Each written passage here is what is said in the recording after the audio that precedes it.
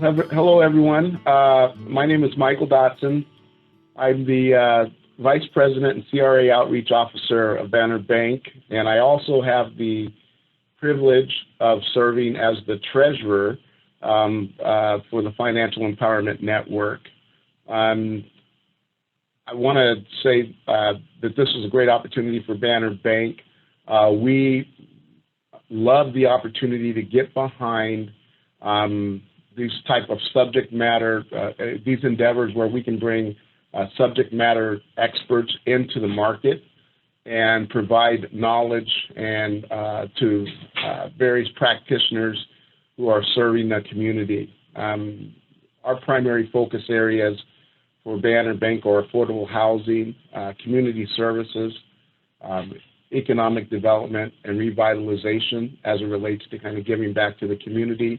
We do that in a variety of ways, and again, forums like these are a great way for us to kind of get behind through sponsorship and bring that expertise in the market. So I truly appreciate the opportunity to be a part of this.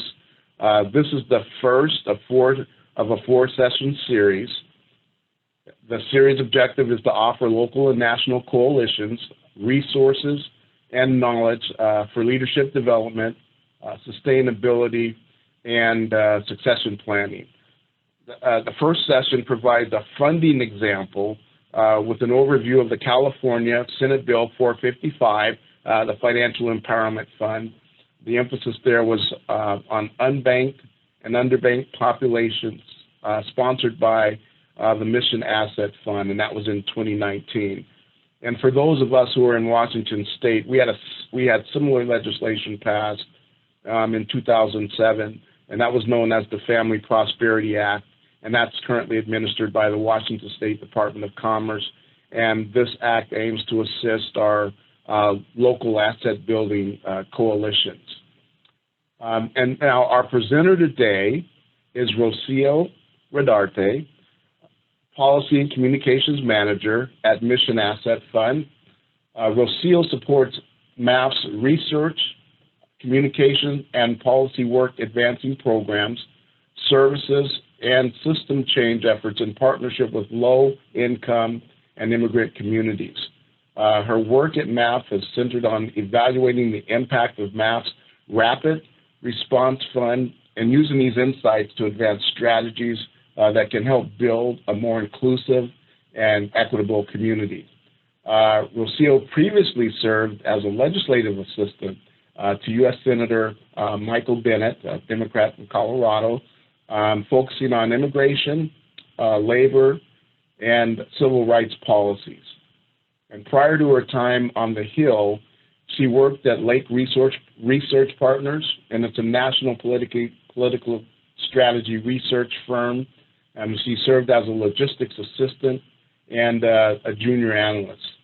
Rocio has a master's degree in public affairs from Princeton University and a bachelor's degree in international relations from Brown University.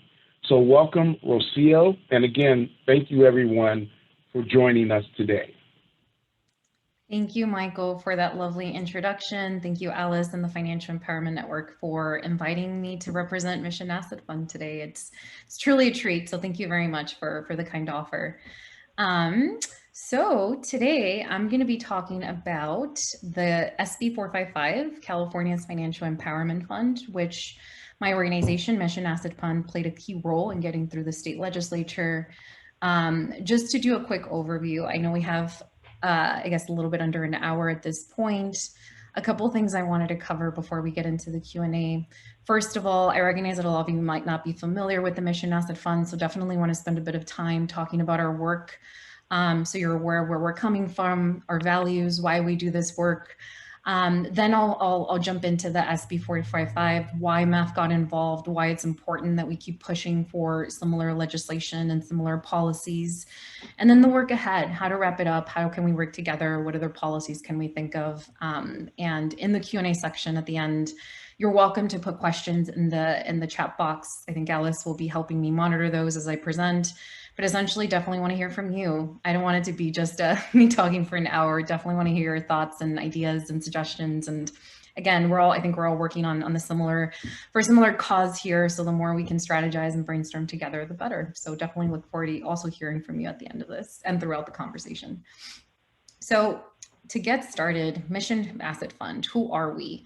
So this is our mission. We are on a mission to help people become visible, active, and successful. And so to hone in on what we mean by that, we know that there are so many people that lack credit scores in the US. These are financially invisible folks. And so one of our goals is to open up strategies, create opportunities so that they can access the financial marketplace through credit scores. We want them to be active participants of this financial marketplace. As we know, a credit score is the entry point to everything that you do in the financial marketplace. You can't do much without one. So not only do we want communities that don't have access to it to get a credit score, but we want them to be active players. We want them to, save, budget, whatever it is they need to do, buy a home, whatever goals they have for themselves. And finally, we're doing all of this because we want them to be successful. And by that, we mean that we want them to achieve financial security, financial well-being. I know we all have different ways of talking about this, but for us at MAF, financial well-being, financial security, it's not a final destination, it's a state of being. We want our clients to feel consistently that they're able to meet their needs and obligations. So we want them to have those resources, those tools in order to feel financially secure, however they for themselves feel that way. So that is who we are. And why did we start? Why were we founded? So we were founded in about 15 years ago at this point, in the Mission District of San Francisco. It's a heavily low-income immigrant community for those of you that are not familiar with the area. But essentially at the time, there was a study, and essentially there were predatory loans, lending shops in every corner. I think there were like 70 in a mass area just within the Mission District. And so, of course, there was a big need. These are primarily low-income and immigrant communities. They don't have access to, I think half of them, 50% of the Mission Area District were underbanked, unbanked. They didn't have access to checking accounts. A lot of them didn't have credit scores. A lot of them, even if they had a checking account, didn't have access to financial services through their banks. So there was a huge need, and that's where we stepped up. And so, again, a lot of folks were invisible. A lot of people were living in the financial shadows. 1 in 5 adults, just to cite a couple of quick stats again, that shows like the severity of this problem. 1 in 5 adults in the US are invisible to the financial mainstream. Again, they don't have credit scores. A lot of folks feel stuck. We've had over 40 years of wage stagnation, which reduces opportunities to climb up that economic ladder, to have intergenerational wealth. And folks feel strapped. I believe about 10% of them spend their income on fees and interest, which is a large, when you're already not earning a lot of money for a lot of these low income communities, like to spend a 10% of it on fees, unnecessary fees that drive you further into poverty is just not the way that we think things should be done. So enter MAF. So we came into the scene, and essentially, we're a credit building organization, and everything we've done has been through this model, this community-centered approach. We are from the community, and we work with communities in order to advance strategies that work for them with the goal of not driving them further into poverty. So first, we engage with them. We listen to people. What do they actually need? How can we meet them where they are? What can we give them that actually works for them at that time? How do we co-create with them in developing these products? So this is not something that we just went in and we developed. We worked with community members to develop these financial products. Second, we build with them. As I said, we co-create with them. We build technology. We actually have a MyMath app that has a bunch of financial education modules that folks do before they enter our lending circles, which I'll talk about in a little bit. But we build with communities, we co-create with them, and we build technology that looks like them. One of the things that always strikes me when I go into our MyMath app is that 1, it's in multiple languages, and 2, the little icons, as you can see in the center, look like us. They look like communities of color. And I've never seen that in another app, so I just remember being struck by that when I first saw it a couple years ago. So we build products that look like the communities that we serve. And then, we're doing all this work, but we want to scale it, and we scale through partnerships. Years ago, we do have our central office in San Francisco in the Mission District. Years ago, we could have opened offices all over the country, all over California, but we made the deliberate decision not to do that. because we wanted to partner with local communities instead. To date, we partner with over 75 nonprofits across the country to do lending circles, to do other programs in 20 states and DC. So we're always looking forward, we're always looking to scale the work that we're doing through in partnership with communities that know their communities better. So talk about lending circles in a little bit. And then finally, we mobilize people into action. And I guess this goes hand in hand with scaling too. We are creating financial products. We're seeing the impact this does in our communities, but we also want to scale it by doing legislation. We scale through technology. As I mentioned, our MyMath app is able to reach more folks because a lot of people are able to access the application. Since the pandemic hit, our financial coaches, let me backtrack a little, our financial coaches used to do financial coaching sessions in a couple of Mexican consulates in San Francisco and in San Jose as part of our financial education outreach. And since the pandemic, since we can do in person, they've moved on to do Facebook chat live sessions, and we're reaching thousands of people more in that way. So again, finding ways to scale when even increases, finding alternative ways to reach more folks. And so we scale through technology, we scale through partnerships, and we scale through systems change. Legislation, SB 455 is one of the bills that we've spearheaded and worked to get through the legislature. We've done a couple of other bills in the past as well. So we had some previous existing relationships before we did SB 455. And then finally, we want to mobilize our clients into action. By that, we mean we want them to feel empowered, that they have the tools they need to do their own self-advocacy, to go out and do their own financial planning, to do, like I said, advocacy is a big component of it. So we want to empower our clients to be able to take whatever we've worked on together to do on their own and spread. So this is really the essence of everything that we do with every program, service, policy. And so just to spend a little bit more time on our lending circles, it's just an example of the work we do. It's at the heart of what we do. So we recognize, our value system really drives the work that we do. We want to respect people, we want to treat them with dignity, and we really want to meet them where they are in their financial journey. So, when Lending Circles, our first program back in 2007 was created, it wasn't a brand new idea. We didn't reinvent the wheel. We looked into practices that immigrant communities were already doing. You've heard of them all across the world, tandas, cestas, different names, but essentially a group of people come together and they each put in a certain amount of money, let's say $50, and then every month they each take turns grabbing a pool of that funding. And so this was an existing practice in these communities. And what MAF did, we stepped in to formalize that. So many of these people were already doing that, paying back each month, showing that they had this good financial habit, but they just weren't getting any credit for it. And so we stepped in and we formalized that process by reporting that to credit agencies. So today, when our clients participate in a lending circle formation, we do report that payment to all 3 major credit bureaus. And in that way, people will, first of all, they open a checking account. That's the first step. So they become banked.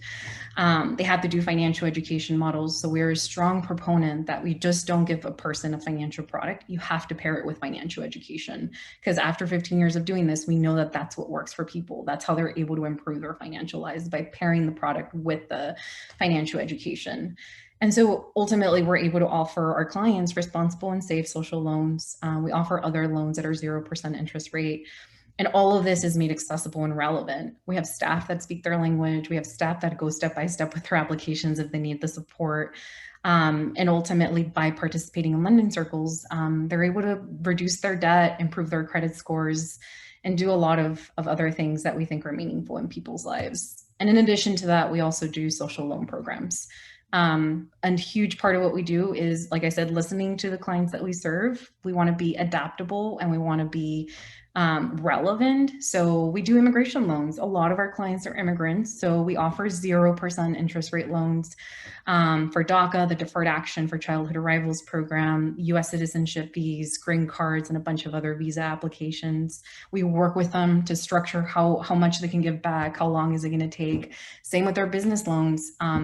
Immigrants have the largest rates of entrepreneurship in the country. So we listen, and we know that they want to open their own businesses. So we offer, and we're starting to expand the amount of business loans that we offer. 0% interest rate. Again, we work with them to create these terms on their own terms, so that they're able to pursue their financial dreams.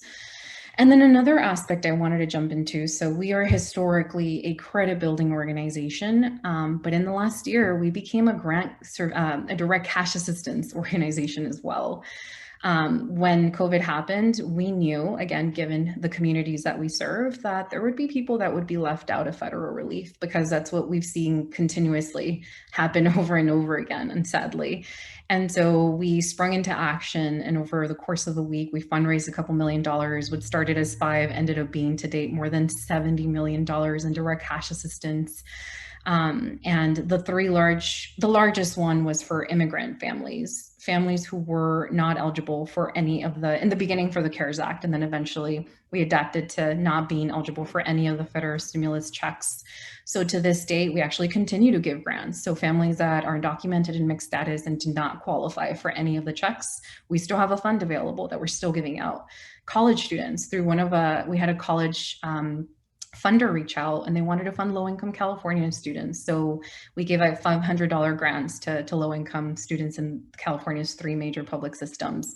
And then finally, we had another funder in the creatives industry reach out saying, I want to support young folks. And so to us, this is a testament that, the field has faith in our ability to make this happen. And for us, it's our way of showing up for communities that we know, like I said, that are going to be left out. So we developed a financial equity framework in order to prioritize who would get the funding based on folks with the greatest financial need. So again, just wanted to highlight this because this has actually been a lot of the work, a lot of the evaluation work I've done in direct cash assistance, but just wanted to highlight that it is a newer aspect of our work, but something that we're still continuing to do and actually expand on, in addition to our credit building. And so just to wrap up the rapid response section, so direct cash assistance, we also created a resource finder. So again, stepping in, like, what do people need in their moment of crisis? They need to be connected. They don't know what options are even available to them. So we created an online resource finder, also emergency bridge loans for those who are able to do that. And so to sum up our work, again, just wanted to do this because I thought it would be helpful to tell us who are we and why are we doing this work. Through our credit building work over the last 15 years, we've given actually more than 12 million in 0% interest rate loans. I think, to me, one of the most astonishing things that I always like to highlight, and it just reiterates our strengths-based approach, looking at poor people and saying, you're doing good things, it's just the system that's not working for you. Of our clients, we have a 99.3 repayment rate. People pay back their debt. People pay back their loans. And so for us, we always like to uplift that because, like, we know that already, but we're seeing, like, the proof in the pudding. We're seeing that clients are actually doing this, and we always like to uplift that. Our loan clients are able to increase their credit scores by an average of 168 points.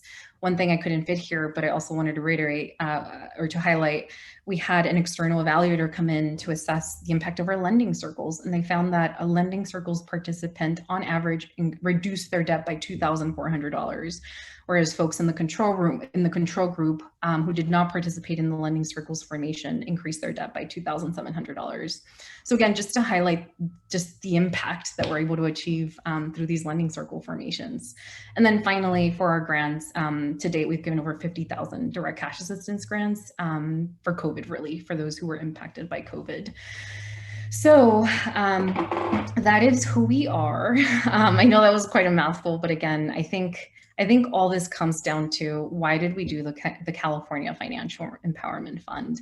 Why did we pursue this? And I think, looking back at our community-centered approach model, we listen to people, we build, we scale, and we mobilize. To us, this was a way to scale the work that we were doing. We're very proud of the work we've done. We want to keep doing, we want to keep partnering with other organizations. But ultimately, we are of the mindset that in order to really scale, we need government. And so back in 2019, our organization worked very closely to move this through the California legislature. So SB 455, the California Financial Empowerment Fund, it essentially, for those of you that are not familiar, it created and endowed the California Fund with $4 million using civil penalty funds. So these are funds that are collected, that companies give when they have defrauded consumers. So the CFPB has the model, and I'll talk about that in a little bit, but essentially refurbishing funds for good is the way we like to put it. So $4 million were allocated there. The fund breaks it down so that each year $1 million is given out to different nonprofits who are delivering effective financial education and empowerment tools. And it also sunsets in a couple years. So it was for about a 5-year time frame. So before delving into a little bit more of the bill and how we made it happen, I wanted to answer a couple quick questions about why we pursued this bill in particular. One, as I've already talked about, there's a high need, the local level in San Francisco, at the national level, and in California. And so these are some quick stats in California that made this problem all the more pressing to policymakers. So, what is the problem definition? Why do we even have to do this? And 1 in 4 Californian households are either unbanked or underbanked. Nearly 2 million California consumers took out almost $3 billion in payday loans in 2017. Californians carry an average of $10,500 in credit card debt, the 4th highest in the nation. And again, almost 10% of income spent on fees and interest. So for us, this is a clear problem. California needs to do something about this. Many Californians rely on high-cost financial products and services to meet their pressing needs. And so for us at MAF, it was important to help co-sponsor this bill, to sponsor this bill to help Californians who face systemic barriers improve their lives. So major problem to address. Another thing that made it something that made it easier to pursue this path or this idea is that we have precedent for this happening. So the 2010 Dodd-Frank reform created this new civil penalty fund through the CFPB. And so essentially through this fund, again, companies that have defrauded consumers pay fees, enforcement fees into the civil penalty fund. And through the fund, it was set up so that those funds can be used for 2 purposes. 1, to give back funding for consumers that were harmed through these practices, and 2, for financial education. It's something that the CFPB in general has not tapped into as much as we would like, and we'll talk a little bit more about that. But it is precedent. This is already a structure that is in place. So that was kind of the what inspired us to take the initiative to want to pursue it at the state level. And then secondly, CFPB has incredible resources, financial education resources. A couple years, I think back in 2017, they created a manual, the 5 principles of effective financial education. And, it's things like listen to your client, know who you're serving, provide actionable financial resources, improve financial skills, motivate clients so they continue engaging, and finally, giving them the tools so that they can self-advocate for themselves. So at a very high level, those are the 5 principles. But having this benchmark of how we assess effective financial education was also incredibly helpful in putting the bill together. So just wanted to highlight that the precedent, CFPB's precedent, was really helpful in pushing this through. And finally, another reason why we did it too was because we were in California where we had a lot of supporters that were interested in making this happen. So once we started pitching the idea, we got a lot of support. We didn't start with as much support. It took a lot of advocacy on our end for sure. But, when we pitched the idea, people were like, yeah, this is a no-brainer. So I think it's worth noting that for folks in California, this was pretty much a very accessible idea. I think there were a couple of organizations that had some concern with it, but the only reason they had concern with the bill language in general was because they felt that the fund should not be used for financial education, but instead prioritized for those consumers who had been harmed. And again, still available for both, but they just felt like one option should not be used and only the other. And again, we'll talk a little bit more about that later. But essentially wanted to highlight that when we were pushing for this legislation, we had overwhelming support from nonprofits, from allies. The more we met with policymakers in Sacramento to talk about it, the more they were receptive about it. So I think we were very lucky too that we had a lot of support. So I think that was another reason why, that policy window opened for us, that there was general support both in Sacramento and across California. And so this brings me to the key provisions of the bill. I first wanted to lay the scene of what motivated us, what prompted this, because I think there were pieces in line that facilitated that. So what's actually on the bill? As I said, it's $4 million. And each year we get the Department of, let me backtrack up a little bit. So these funds are distributed through the Department of Business Oversight in California. And they are supposed to, I think another thing I wanted to flag is like what changed is that those funds were already there. What the bill and then later the law did is that they required that they disperse those funds. So we didn't create something from scratch. Like the law was already there. We just changed the wording to make it a requirement. And essentially grants the new requirement states that within this fund, the Department of Business Oversight grants up to $100,000, up to $100,000, so it could be a little bit less, to nonprofits who are conducting financial education in at-risk communities, low-income communities. And so the funding is a huge aspect. Again, this is critical because this is the first time the state of California is giving funds for this. The funds are coming from the state. They're not coming from anywhere else. So one, reiterating where these funds came from is very important. Two, there were standards built into this legislation.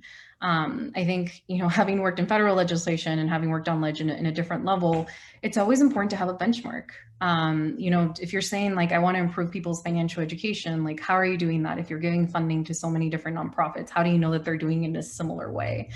And so having standards, again, it helped that we had CFPB's 5 principles of effective education. We had a benchmark to offer to say like, this is how we're going to track this, or these are the requirements we're going to ask when nonprofits apply. So it's not as all over the place.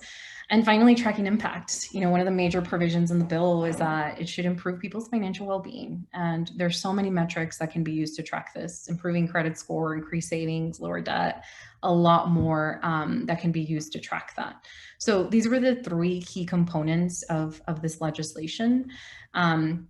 And funding for CFPB. I know I talked about it a little bit, but wanted to reiterate that the funding comes from essentially the Civil Penalties Fund within California, which is called the State Corporation Fund within the California Department of Financial Protection and Innovation. So last year, the Department of Business Oversight, which was what's written in the law, they were the ones in charge of administering these funds. They were rebranded. And so now our new Department of Business Oversight is called the California Department of Financial Protection and Innovation.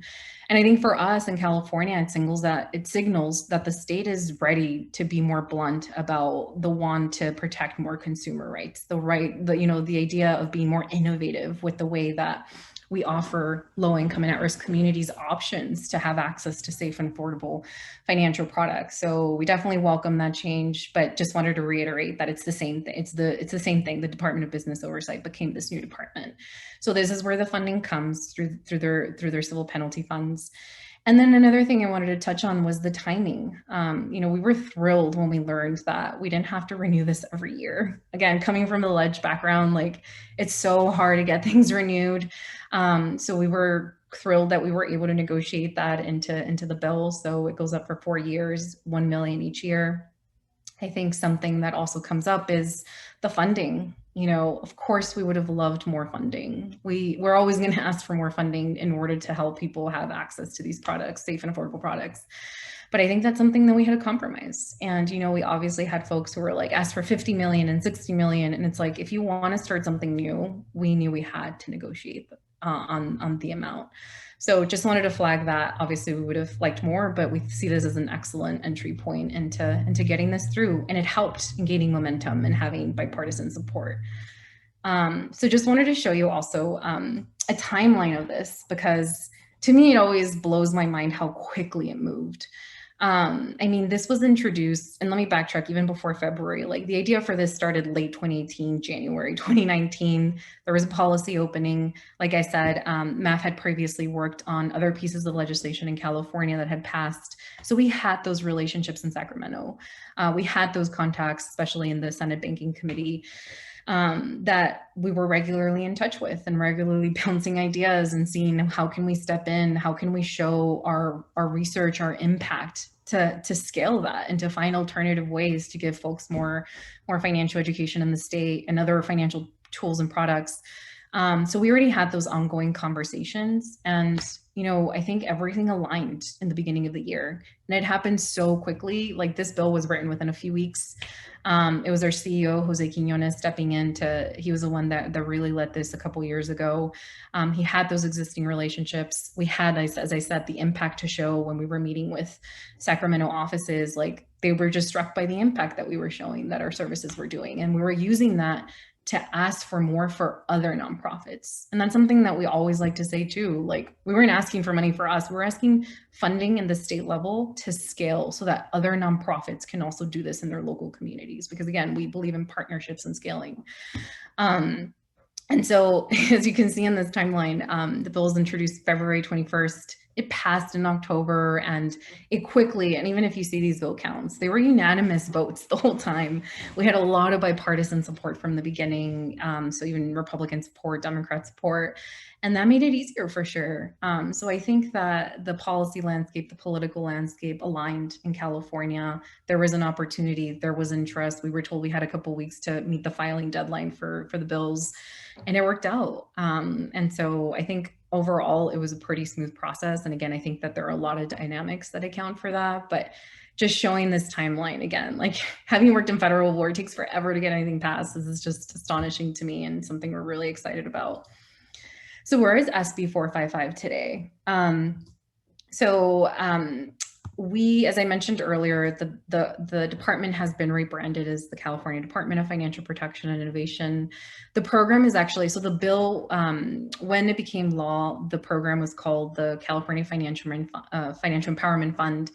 The department has actually rebranded it as the Cal Money Smart Program. So surely something to be said about messaging there. Definitely sounds nice. But you know, that's on their end. We had nothing to do with that. That was more on the program implementation and design aspect of, not design, program implementation aspect of it. So if you're ever interested in tracking where that is, definitely look it up under the Cal Money Smart Program, not the California Financial Empowerment Fund. The program kicked off last year, so organizations were able to apply starting July 2020, just wrapped up the first year. The application period for the second round of funding is open now.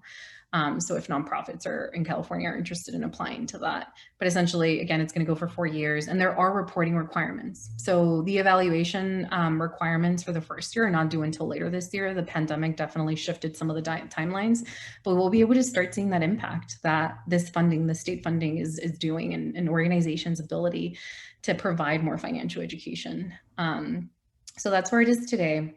And to wrap up, because I know I've already been talking for way too long, just wanted to reiterate why for us SB 455 was so important. One, it was a way of engaging with state policymakers. As I said, we've been doing this in partnership, our work at Mission Asset Fund in partnership with funders, obviously, who give us the support we need, philanthropy, and partners at the local level who help us scale our programs. But, you know, as much as we do of that, as I said earlier, like, we really believe that in order to scale, we need government help. We need state and federal. So we're always going to push for federal options too. But for us, this was a good first step. Let's scale locally first. Let's do California state policy and see what happens. And it worked. And again, it's something that we're going to definitely ask for a renewal when the time comes. As I said, our first reporting requirements come out at the end of the year for year one, and then that'll be the case for each year after that. And we really hope that we see the impact. I mean, I have no doubt that we'll see good impact in there. We see it in our programs alone. So I'm sure that having many more nonprofits show that impact will only help the cause to ask for more funding, for more supports at the state level that are funding through the state, because it shows that the state of Cal, it's not just about funding, it's about showing that the state of California is engaged in these issues, that they care and that they want to do something about it. So one, super critical to engage government in this. Two, it places high standards on design and delivery. Like I said, having those 5 principles from CFPB as far as benchmarks was critical. Coming from policy, like, you have to show a benchmark. You can't just go in there and say, I'm going to prove this. How are you going to prove it? What are you using to assess this? So I think it really helped that we had those 5 principles to use as benchmarks. And it provides more effective resources to consumers. I think for us, you know, especially in the pandemic, something that we've seen is that a lot of nonprofits have lost a lot of their funding. And for us, it's critical to find additional sources of funding for those nonprofits that need the support. And so if they're able to get state funds, refurbished civil penalty funds, that is a way that those nonprofits that are in dire financial need are able to still continue helping their low-income communities and their communities in need. So it definitely allows for that, for nonprofits to do that. And then finally, it's an example of what can be done. We're very excited that we were able to make this happen in California. Like I said, we definitely want to keep pushing for more, show our impact, ask for more resources, ask for other policies as well. But even starting small and doing this and then building on that can be a great way to set an example for what can be done, not just in California, but hopefully for other states. So these are some key components of why this was important. And then finally, to actually wrap up, we're always going to keep advocating for more. Like I said, scaling and mobilizing are huge components of the work that we care about at MAF, that drive our work, our value system. We're always going to ask for more funding for our clients. We're always going to do more partnerships. Again, partnering, leveraging that trust is so critical. Bringing other players. We couldn't have passed this bill without all this coalition support that we ended up getting. I think we got over 35 letters of support from different entities, from nonprofits, policymakers, allies, even national organizations. So partnerships are critical. And then finally, more state and federal policies. We definitely cannot keep stressing, as a policy person, cannot keep stressing the importance of that. One of the areas that I wanted to flag that we're also looking into, and this is something that Jose, our CEO, has written a couple of op-eds about, is using CFPB's civil penalty funds in order to give more of that funding for financial education. As I mentioned earlier, those funds can be used for victims that have been harmed, have been defrauded, and also in addition can also be used for financial education. Jose and the head of CBA, the Credit Builders Alliance, wrote an op-ed last year asking for CFPB to create minimums. Like, so many of these funds are not being used. So I think as of September 2020, the CFPB Civil Penalty Fund had about $575 million from those penalty funds, and only 11 million had gone back to consumers who had been harmed. And so we're not asking for a whole reshift, just like a bare minimum, 1%, like just something so that those funds do not go unused and can be used to help people, especially now, especially during the pandemic, have a chance at rebuilding their credit, paying back their debt. That is a huge thing that we're very worried about now. How are we going to help people rebuild their financial lives? And so I think there's this is a time to be creative and find alternative ways to help our consumers. I think there was a Pew Research article a month ago saying that of those Americans who had lost income, 44%, because of the pandemic, 44% thought it would take them 3 years at least to rebuild their financial lives. And another 10% thought they would never rebuild their financial lives. So I think all this to say is that the time is now to start working on these different options to help people rebuild, to help them achieve financial security, financial well-being. And that is always what we're going to do, trying to find different ways of scaling that, of doing more so that more clients can do this. So that is at the heart of why we did SB 455, and we're going to do more, and we look forward to hearing from you. So I think I'm going to wrap up there because I have definitely talked for way too long. Alice, I don't know if you're going to jump back in here. Thank you so much, Rocio. Rocio, I have a couple questions for you.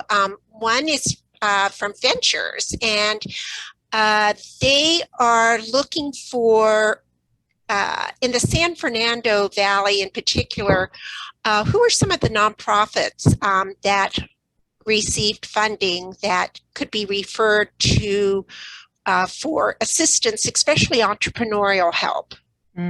Okay. And you said this is Ventura, the organization? It was Ventures. Ventures, yeah, Ventures here in Seattle. In Seattle. Okay. So Ventures, I'm going to have to get back to you because I am not in the programs. Like I said, we have 75 nonprofits, and unfortunately, I do not know the names of all of them. We definitely have some in San Fernando Valley. But I can definitely get back to you if you give me some contact name, because that would be a programs question for us, which I'm not in. So I can definitely get back to you on that, but happy to do that.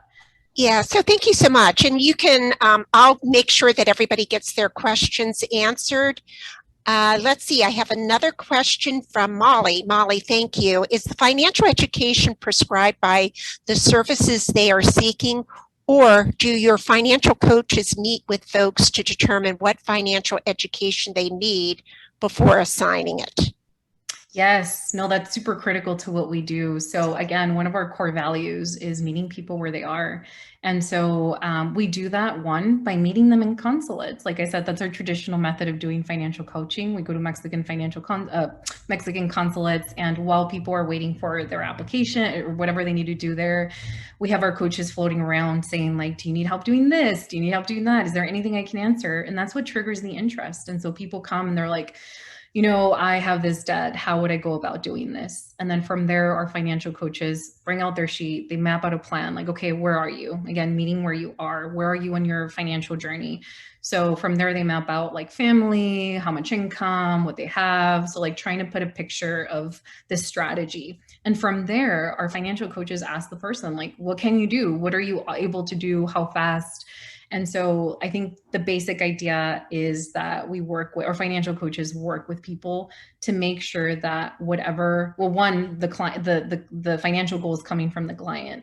And then the client is also relaying their limitations, what they can do. And from there, the coach makes offerings like, well, given this, given your situation, these are the options that could be helpful to you. And of course, the client is always welcome to amend that.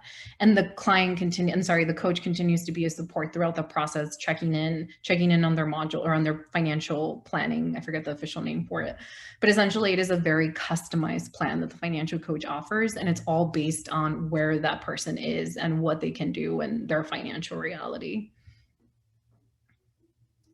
So thank you. I have a question that I think maybe others may have. We have folks on the call today from all over the United States. I mean, we have folks from Atlanta, from Baltimore and Maryland, Tennessee. So there's just a number of folks from all over the country. And if you were to make a recommendation, what next steps would you recommend if they wanted to replicate Senate Bill 455 in their own state? Yeah, no, that is a great question. And we would love people in other states to replicate this for sure. Honestly, I feel like I'm going to summarize some of what I said, but I think I definitely have a couple key ingredients that I think would be very helpful. But to begin with, and I'm sure a lot of you guys are already doing this, but know the lay of the land. What is your policy, state level policy look like? Or is this something that's of interest to them? Are they aware of the issue? I think that sadly, sometimes problem recognition is not often acknowledged. Like, do people actually recognize the problem? So one, recognizing the problem, doing a lay of the land in your state. Again, is there support for this? What is happening on the ground? Are there other local nonprofits that are already advocating for this? Because that definitely helps speed it up if you can get more numbers in your coalition building. So I think at a baseline, I think those two things would be important. In addition to that, I think three things that stick out to me as well to really help in that process is one, partnerships. And with that, relationships. Like I said, it really helped us that we had relationships in Sacramento because we had already worked in other legislation. So if you have have those relationships. If you don't have them, make them. Go meet with, you can always, your constituents, you can always meet with policymakers whenever you want. Something I always like to remind, having previously worked in government, ask for those meetings. They cannot tell you no. You have a right to ask for those meetings. Share your information, share if you're running a service provision, a financial education program, share your impact, leave those flyers behind. So I think building those relationships, because you're going to have to keep advocating. Like I said, we had an opening that happened in the beginning of 2019, but we had been advocating for this for years. So it all happened to align in that time frame. So make those relationships, partner with other nonprofits so you can split up the work, because meeting with legislative offices can be very time consuming. So the more folks you have on board, the better, which goes back to my second point, advocacy. Show your impact, show what you're doing, make yourself known in the state. That's another thing that helped us. People had heard of our work for a little while, and that opened doors for sure for the meetings that we were looking for. So find ways to amplify your work. And I think that goes neatly into the third thing I was going to say, which was like, show the impact. I think for us in California, it helped us at Mission Asset Fund to show our lending circles impact, to show how when you pair these financial products with financial education, we're able to achieve this impact, cut back debt, reduce poverty, however you want to frame it. But like, I think looking at that impact will be critical, because it's something policymakers, there's a lot of doubt. And I feel like often you're guilty until proven innocent. And so you're always going to have to show up with the numbers. And so for us, it helped for us to bring our impact numbers. And I think for other states in a year from now or later this year, you can look at our impact. Look at California and go to the new department to see this is all going to be public information. Like, check out how people's financial well-being improved once they got this financial education through these state funds. So you can always look at California's impact to be able to push for more. So if anything, you'll have an advantage. You'll see how it's going for us in order to be able to take those learning lessons and that impact for yours. So thank you so much, Rocio. I just want to say for everyone on the call, just a reminder that Mission Asset Fund, you could bring a lending circle to your own state, your own community. Also, too, reach out to others, and hopefully the recording will be available shortly. If you have questions, feel free to reach out to me. My name is Alice, and my email is acody, CODAY, at everyoneiswelcome.org.